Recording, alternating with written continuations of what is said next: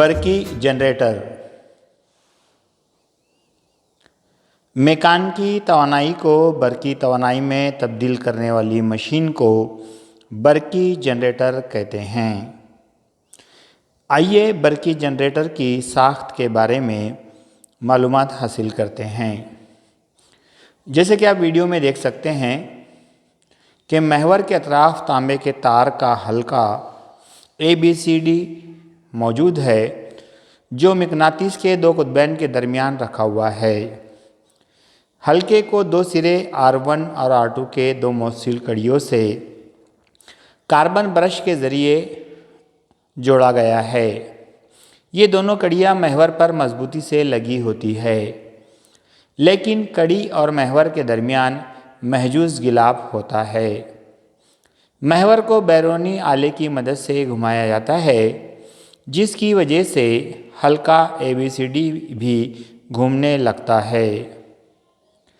B1 اور B2 ساکن brush کے سرے گیلونومیٹر سے جڑے ہوتے ہیں، جس کی وجہ سے برقی دور میں برقی رو کے بہاؤ کی سمت واضح ہوتی ہے۔ محور گھمانے پر ساک یعنی حلقہ ABCD کی حرکت گھڑی کی طرح ساعت دار سمت میں ہوتی ہے۔ فلیمنگ کے دائیں ہاتھ کے قانون کے مطابق AB اور CD ان ساکوں میں برقی امالہ پیدا ہوتا ہے۔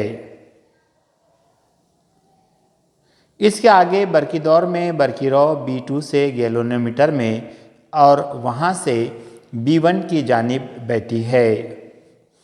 اگر ایک پھیرے والا حلقہ ABCD کی بجائے بہت زیادہ پھیرے والا حلقہ استعمال کرے تو کئی گنا برقی رو بہنے لگتی ہے اور بڑی مقدار میں برقی رو پیدا ہوگی۔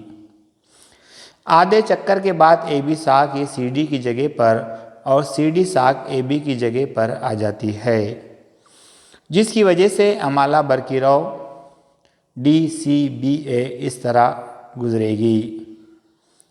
ساک BA رنگ یا حلقے کے ذریعے B1 برش سے مسلسل منسلک رہتا ہے اور ساک DC برش B2 سے منسلک رہتا ہے۔ اس لیے باہر کی برقی دور میں برقی رو B1 سے B2 کی جانب یعنی پہلے کے آدھے چکر کی مخالف سمت بہتی ہے۔ ہر آدھے چکر کے بعد ایسا ہوتا ہے اور متبادل برقی رو پیدا ہوتی ہے۔